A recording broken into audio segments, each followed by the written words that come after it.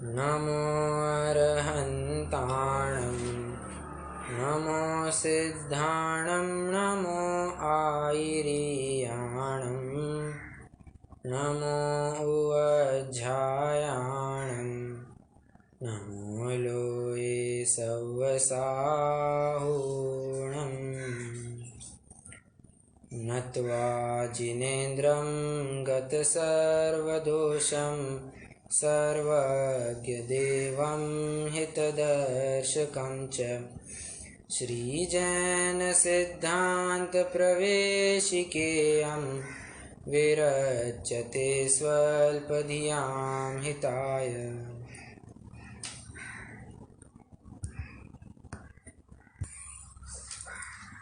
जैन सिद्धांत प्रवेशिका के माध्यम से हम इस जिनागम के बेसिक शब्दों का ज्ञान कर रहे हैं, बेसिक परिभाषाओं का ज्ञान कर रहे हैं।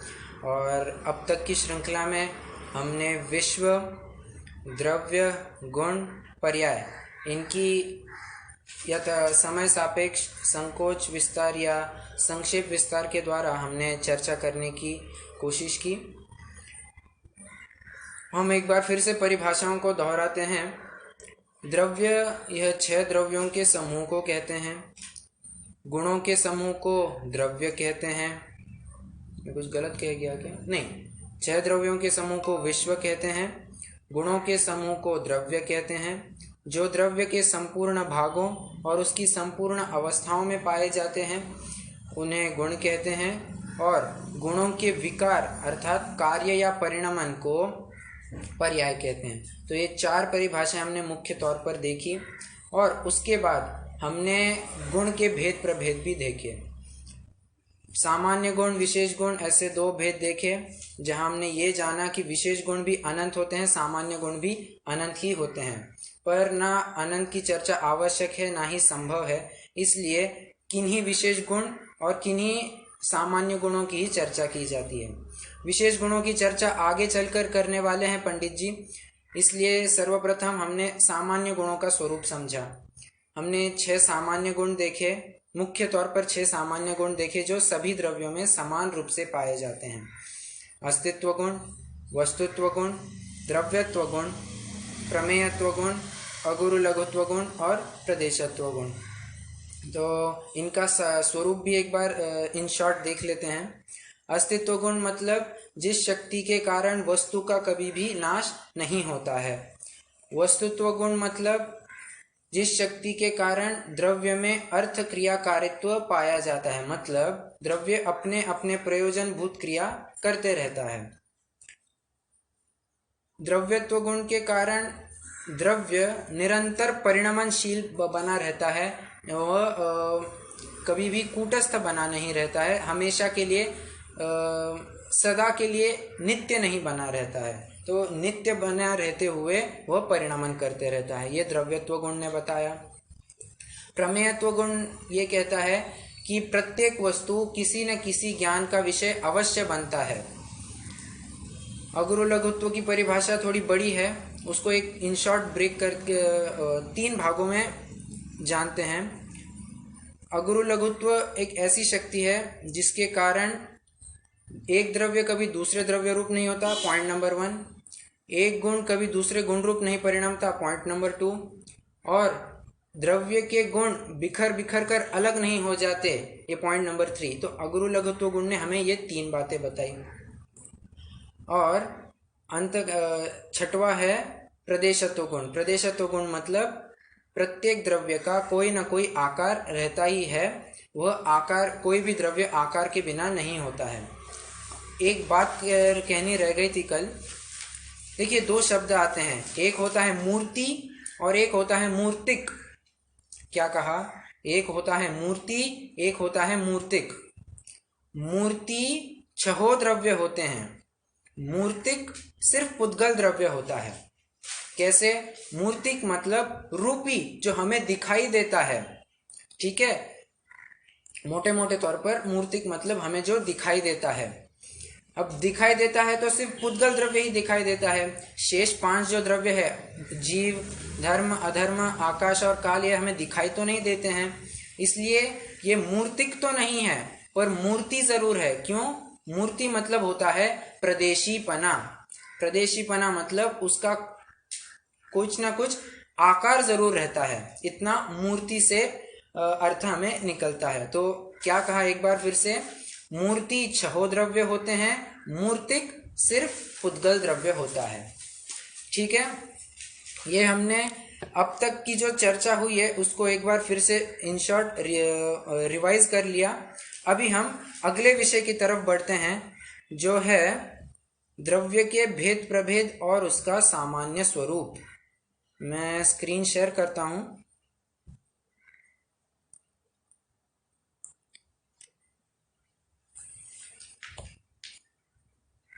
हाँ जी, स्क्रीन दिख रही होगी आपको। ये प्रश्न नंबर 13 से हमें आगे बढ़ना है आज। द्रव्यों के भेद एवं स्वरूप। ठीक है, प्रश्न नंबर 13, द्रव्यों के कितने भेद हैं? उत्तर, द्रव्यों के 6 भेद हैं। जीव, उद्गल, धर्म, अधर्म, आकाश और काल द्रव्य।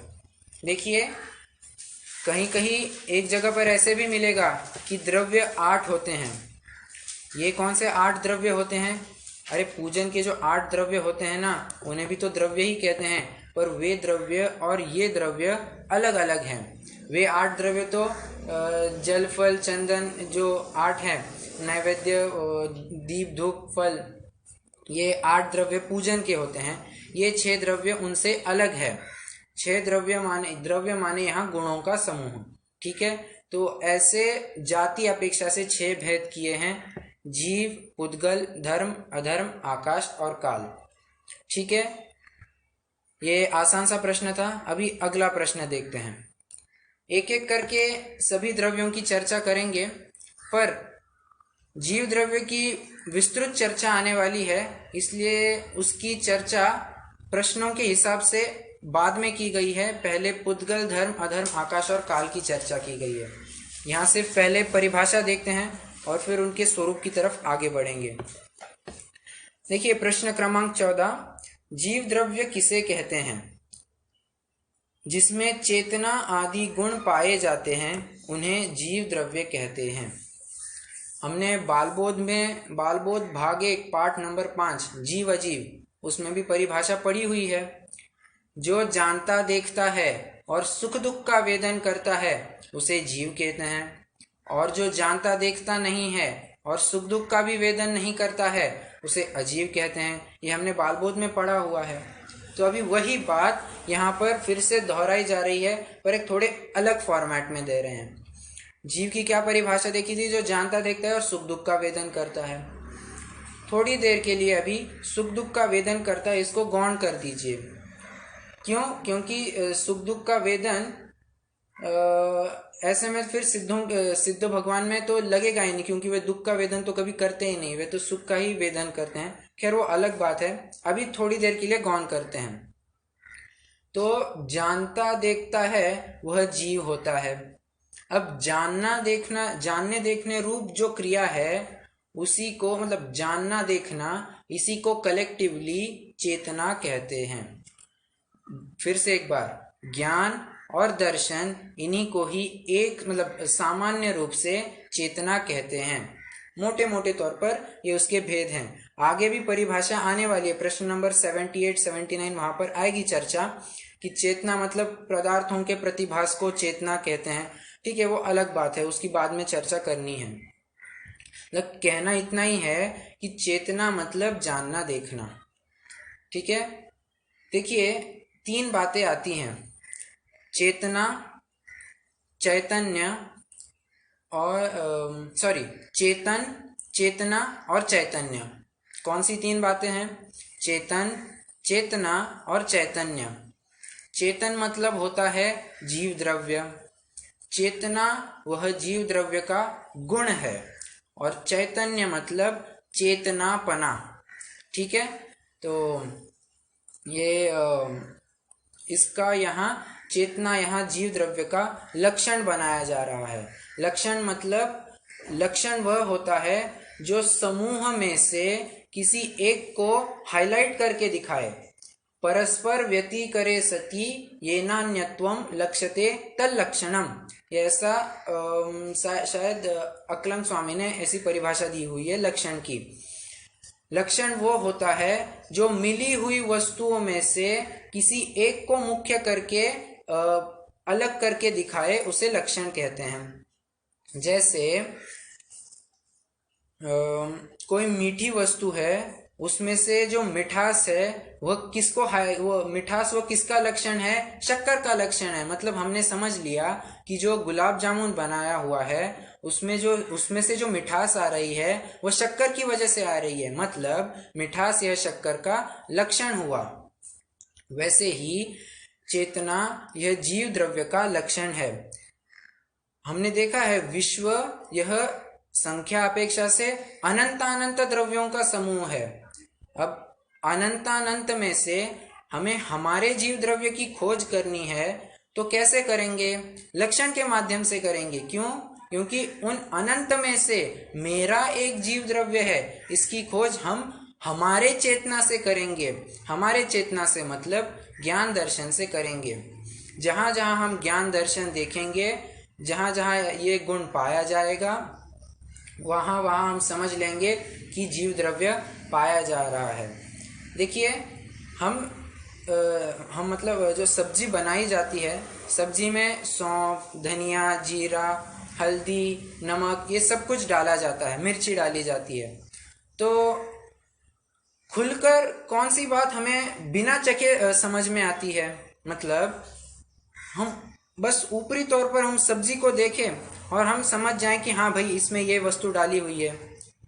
जाहिर सी बात है, हम जो पीला पीला रंग देख लेंगे तो उसी से समझ जाएंगे कि भाई इसमें हल्दी डाली हुई है।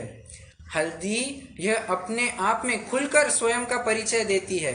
उस सब्जी में से खुलकर अन्य से हटकर अपना परिचय देती है। उसी प्रकार यह चेतना मतलब ही ज्ञान दर्शन नामक गुण ये सभी द्रव्यों से खुलकर मतलब अलग होकर अपना अस्तित्व जताते हैं कि भैया हम हैं और हम जहाँ हैं वहाँ जीव द्रव्य पाया जाएगा। ठीक है, तो ये सामान्य रूप से जीव द्रव्य की चर्चा की। और देखिए चेतना आदि गुण पाए जाते हैं। चेतना ये एक गुण नहीं है, ऐसे अनंत गुण है। चेतना में ज्ञान दर्शन तो आ गया, श्रद्धा, सुख, वीर्य, ऐसे अनेक अनंत गुण है। ठीक है, तो इतना समझ में आ गया होगा। तो हम अगले प्रश्न की तरफ बढ़ते हैं। प्रश्न नंबर 15, उद्गल द्रव्य किसे कहते हैं? देखिए जिसमें स्पर्श, रस, गंध, वर्ण आदि गुण पाए जाते हैं उसे पुद्गल द्रव्य कहते हैं। हम इसकी और चर्चा करने की अपेक्षा से पुद्गल की 3 परिभाषाएं देखते हैं। तत्वार सूत्र में ही आई है, स्पर्श रस गंध वर्णवंत पुद्गला। यहाँ जो परिभाषा दी है प्रश्न नंबर 15 में, वही परिभाषा है, स्पर्श रस गंध वर्णवंत पुद्गला। मतलब जो स्पर्श रस गंध वर्ण वाला हो उसे पुद्गल कहते हैं।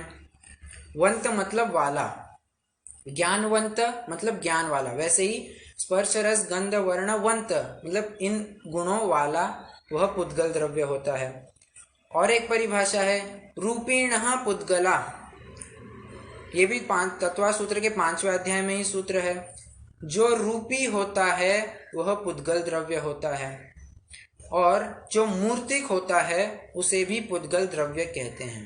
ठीक है, रूपी और मूर्तिक ये सामान्य तौर पर एक ही समानार्थी ही हैं, तो ज़्यादा कोई विशेष अंतर नहीं है उनमें। तो क्या क्या मुख्य 2 परिभाषाएं कौन सी देखी? जो रूपी हो वह पुद्गल द्रव्य, और जिसमें स्पर्श रस गंध वर्ण आदि गुण पाए जाते हैं वह पुद्गल द्रव्य होता है। अब इन 2 द्रव्य मतलब ये जो 2 परिभाषाएं हैं, इनमें भी एक आपस में एक रिलेशन लगता है। कैसे? रूप मतलब ही स्पर्श रस गंध वर्ण होता है।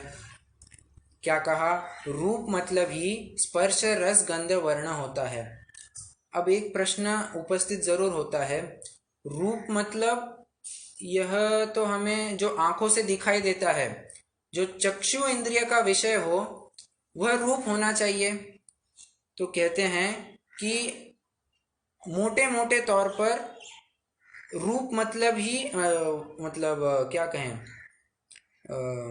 जो वर्ण गुण की पर्याय है, वर्ण गुण है, उसी को रूप कहते हैं। पर ऐसा नहीं है, स्पर्श रस गंध वर्ण इन सभी को मिलाकर रूप कहा जाता है। ठीक है, तो आप ये बात ध्यान रखिए, वर्ण रूप मतलब सिर्फ और सिर्फ वर्ण नहीं होता है, उसमें स्पर्श रस गंध वर्ण भी समाहित होते ही होते हैं। ठीक है, तो इस अपेक्षा से जो हमने अभी कहा कि वर्ण मतलब ही वर्ण अकेला यह रूप नहीं होता है, इससे यह सिद्ध हुआ कि पुद्गल यह पांचों इंद्रियों का विषय होता है, रूप यह पांचों इंद्रियों का विषय होता है। स्पर्श, रसना, घ्राण, चक्षु और श्रोत्र, श्रोत्र तो ठीक है, ये पांचों इंद्रियों का विषय रूप होता है। ठीक है, ये प्रश्न नंबर 15 हो गया। अभी अगला प्रश्न देखते हैं, पुद्गल के कितने भेद हैं। अभी अभी हमने देखा द्रव्य के भेद, गुणों के भी भेद देखे, अभी सामान्य गुण के भी भेद देखे। भेद इन द सेंस मुख्य कौन से गुण सामान्य गुण हैं। वैसे ही यहाँ कह रहे हैं पुद्गल के दो भेद हैं, परमाणु और स्कंध। ठीक है, अब इसमें बताने की तो कोई ज़्यादा बात नहीं है, इन्हीं की परिभाषाएं आगे दे रहे हैं प्रश्न क्रमांक 17 में। परमाणु किसे कहते हैं? जिसका दूसरा विभाग नहीं हो सकता, ऐसे सबसे सूक्ष्म पुद्गल को परमाणु कहते हैं, और यही वास्तव में पुद्गल द्रव्य है। क्या कहा? फिर से एक बार परिभाषा पढ़ेंगे। जिसका दूसरा विभाग नहीं हो सकता, ऐसे सबसे सूक्ष्म पुद्गल को परमाणु कहते हैं, यही वास्तव में पुद्गल द्रव्य है। अब यहाँ लास्ट वाला जो टर्म है उसको थोड़ा फोकस कीजिए। यही वास्तव में पुद्गल द्रव्य है, मतलब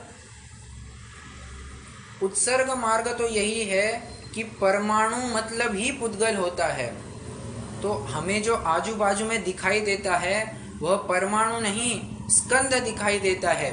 और स्कंध यह अपवादात्मक केस में, मतलब क्या कहे, अपवाद के कथन से उसे पुद्गल कहा जा रहा है। परमाणुओं का समूह होने से उसे भी उपचार से पुद्गल कहा जाता है। वास्तव में परमाणु ही पुद्गल होता है। ठीक है, ये बात नोट करके रखिए, ये बहुत इंपॉर्टेंट है, ये आपको एग्जाम में पूछा जा सकता है। वास्तव में परमाणु स्कंद है, परमाणु ही पुद्गल है या स्कंद भी पुद्गल है? तो उत्तर लिखेंगे परमाणु ही पुद्गल द्रव्य है वास्तव में।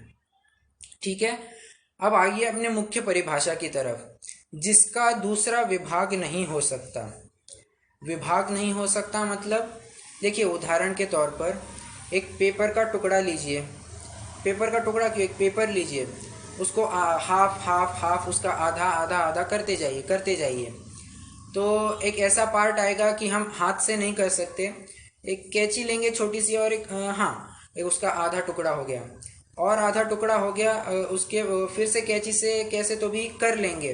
फिर उसके बाद हमारे हमारी क्रिया के द्वारा उसका भेद नहीं हो सकता, पर उसके भी अगर और भेद करने संभव है, और जब करते जाएंगे उसका पार्ट हटाते जाएंगे, उसका टुकड़ा टुकड़ा टुकड़ा निकालते जाएंगे, तो जो लास्ट पॉइंट आएगा इनडिविजिबल पार्ट, उसको परमाणु कहते हैं।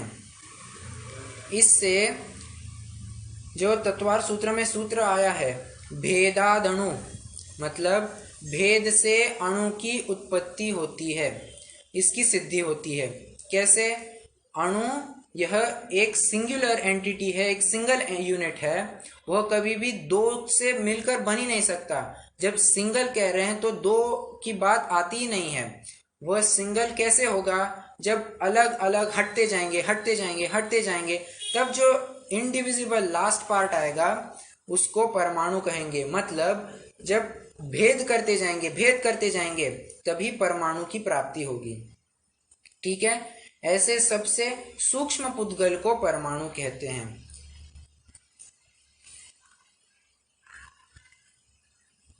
ठीक है, ये परमाणु की भी चर्चा हो गई। और वास्तव में पुद्गल द्रव्य कहते हैं, इसकी चर्चा हमें फिर से इसकी हमें चर्चा थोड़ी देर बाद मतलब आगे के प्रकरण में करनी है। जब हम व्यंजन पर्याय इत्यादि की चर्चा करेंगे तब वहाँ उसमें आएगा कि स्वभाव व्यंजन पर्याय यह पुद्गल का आकार होता है, और स्वभाव अर्थ पर्याय यह पुद्गल के स्पर्शादि परमाणु के स्पर्शादि गुणों की जो पर्याय होती है उसे स्वभाव अर्थ पर्याय कहते हैं। खैर, उसकी बात हमें आगे करनी है, और एक जानकारी के लिए बता दूं, इसीलिए परमाणु को पुद्गल द्रव्य कहा जाता है, क्योंकि वह स्वभाव रूप होता है, और स्कंध यह पुद्गल द्रव्य का विभाव रूप परिणमन है या वैभाविक परिणमन है। ठीक है, अभी अगला प्रश्न देखते हैं, स्कंध किसे कहते हैं? उत्तर, अनेक परमाणुओं के बंध को स्कंध कहते हैं। देखिए, इसके लिए तत्वार्थ सूत्र का एक सूत्र देखेंगे। देखिए, 5वें अध्याय का जो प्रकरण है उसमें 6 द्रव्यों की चर्चा की है। जीव द्रव्य की तो की ही है, पुद्गल, धर्म, अधर्म, आकाश काल, इनकी भी चर्चा मुख्य रूप से की गई है। तो उसका पूरा का पूरा मैटर यहाँ अप्लाई होने वाला है। इसके लिए हर एक प्रश्न जो होगा उसके लिए जरूर कोई ना कोई सूत्र लागू होगा ही होगा। अब देखिए यहाँ कैसे होता है, स्कंध किसे कहते हैं? अनेक परमाणुओं के बंध को स्कंध कहते हैं। मतलब स्कंद जो होता है वह परमाणुओं के जुड़ान से होता है। अनेक मतलब हमने क्या देखा था, 2 से लेकर अनंत तक की संख्या, यह सब अनेक में आती है। तो चाहे 2 परमाणु हो या अनंत परमाणु हो, अगर उनको जोड़ा जाए तो उसे स्कंध ही कहा जाएगा। अगर 2 परमाणु भी मिल जाए तो उसे स्कंध ही कहा जाएगा। अनंत परमाणु भी मिल जाए तो भी उसे स्कंध ही कहा जाएगा। क्यों? क्योंकि अनेक में 2 से अनंत तक की संख्या आती है। अन एक, जो एक नहीं सो अनेक। ठीक है, मतलब परमाणुओं के जुड़ान से, बंध से, अब बंध क्या है उसकी चर्चा करनी है। फिर से एक बार कहूं, परमाणुओं के जुड़ान से स्कंध, उसके जुड़ान को स्कंध कहते हैं। ठीक है, अब अगला प्रश्न देखते हैं, बंध किसे कहते हैं? तो यहाँ जो वर्ड आया बंध, परमाणुओं का बंध सो स्कंध, उसी को थोड़ा डिस्क्राइब कर रहे हैं। बंध की परिभाषा बता। बंध मतलब ये अपना प्रकृति प्रदेश बंध वाला वो बंध नहीं, ये अलग वाला बंध है। अनेक वस्तुओं में एक पने का ज्ञान कराने वाले संबंध विशेष को बंध कहते हैं।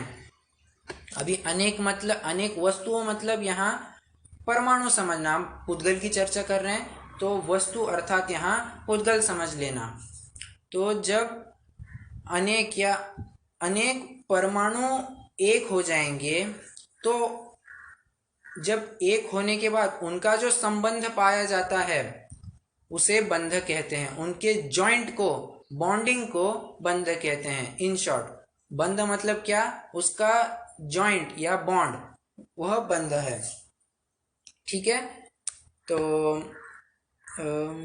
ये स्कंद की चर्चा हुई, बंध की भी हुई।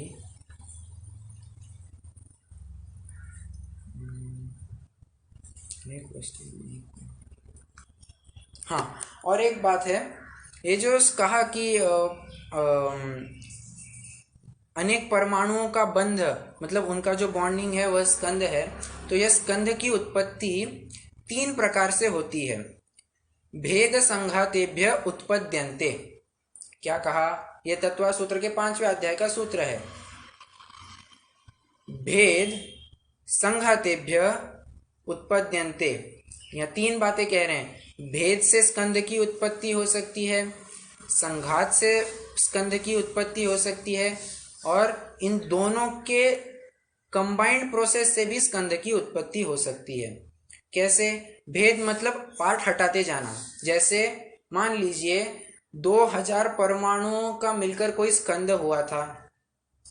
अब 2000 का दो टुकड़े हो गए, हजार हजार, तो वो 2000 वाले जो पार्ट हैं वे भी स्कंद ही रहेंगे। क्यों? क्योंकि दोनों परमाणुओं के समूह ही है, इसलिए स्कंद कहे जाएंगे। इस ये भेद अपेक्षा से स्कंद की उत्पत्ति हुई। अब संघात मतलब जॉइंट से, दो या दो से अधिक परमाणु मिल जाए तो उसका संघात होता है, उससे स्कंध बनता है। जैसे एक परमाणु और एक परमाणु ये दोनों मिल गए तो दो परमाणुओं को हो गया एक स्कंद हो गया, ये संघात से हो गया। ऐसे ही आप लगा लीजिए कि 100 परमाणु वाला था और मान लीजिए 102 परमाणु वाला का स्कंद था, दोनों जुड़ गए तो 202 परमाणु वाला एक स्कंद हो गया अटैचमेंट से, बॉन्डिंग से। ये दो प्रोसेस से हो गया। और तीसरी प्रोसेस है इन दोनों का कॉम्बिनेशन, मतलब जो एक स्कंद है, परमाणुओं का पिंड है, उनमें से कुछ हट गए और कुछ जुड़ गए। जैसे 1000 परमाणु वाला स्कंद था, उसमें से 500 हट गए और 1000 ऐड हो गए, कितना हो गया? 1500 परमाणुओं का वह फिर से स्कंद हो गया। मतलब कहने की बात इतनी है कि स्कंद 3 प्रोसेसेस से उत्पन्न हो सकता है। भेद से मतलब हटाते जाने पर, संघात से मतलब जोड़ते जाने पर, और भेद संघात से मतलब इन दोनों का एक कंबाइंड प्रोसेस से। ठीक है, तो ये हमारे स्कंद की चर्चा हुई। तो आज हमने द्रव्य के भेद देखे, उसमें जीव द्रव्य की परिभाषा देखी, फिर पुद्गल द्रव्य की परिभाषा देखी। पुद्गल द्रव्य के दो भेद देखे, एक परमाणु और एक स्कंद। परमाणु वो होता है वस्तु, पुद्गल द्रव्य का इनडिविजिबल पार्ट, और स्कंद वो होता है अनेक परमाणुओं का बंध, और वह बंध भेद से भी हो सकता है, संघात से भी हो सकता है, या भेद संघात से भी हो सकता है। ठीक है, तो आज के लिए इतना ही करेंगे, क्योंकि कल से एक नया प्रकरण ही चालू होगा। स्कंद के कितने भेद हैं और उन स्कंद के भेदों की भी चर्चा की गई है। तो स्कंद के 23 आदि भेद हैं, तो उसकी एकदम विस्तार से चर्चा आने वाली है, तो वो अलग प्रकरण हो जाएगा, इसलिए आज उसे नहीं उठाएंगे अपन। कल से इन द सेंस अगले शनिवार से ही इस विषय को आगे बढ़ाएंगे। अगर इस विषय में आपको कोई शंका होगी तो आप ज़रूर रख सकते हैं, नहीं तो आज के लिए रुक जाएंगे, जिनवानी स्तुति करेंगे।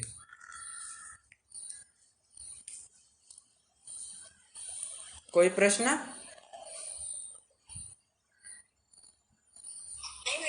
ओके, तो जिनवानी स्तुति करेंगे आज।